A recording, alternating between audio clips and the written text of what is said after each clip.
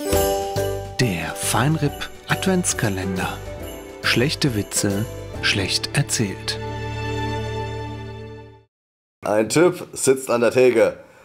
Plötzlich kommt ein kleines weißes Pferd vorbeigerannt und er denkt so, was war das denn?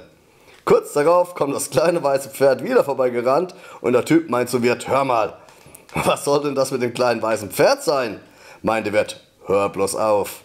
Geh mal runter in den Bierkeller. Hinter dem Gurkenfass sitzt eine Fee. Wünscht dir was? Dann weißt du Bescheid. Er geht runter, kommt 20 Minuten später wieder hoch, hat eine Melone unterm Arm und hinter ihm läuft ein kleines Schwein. Meint er zum Wirt, sag mal, kann das sein, dass die Alte da unten nicht richtig mich versteht? Ich wollte 1 Million in kleinen Scheinen, sagt der Wirt. Ja, glaubst du, ich habe mir einen 30 cm langen Schimmel gewünscht? Der war lang, aber es hat sich sehr gelohnt, da draußen zu warten. Ja, ich bin halt bald schon. Aber ich kann nicht. Ja, das ist ewig.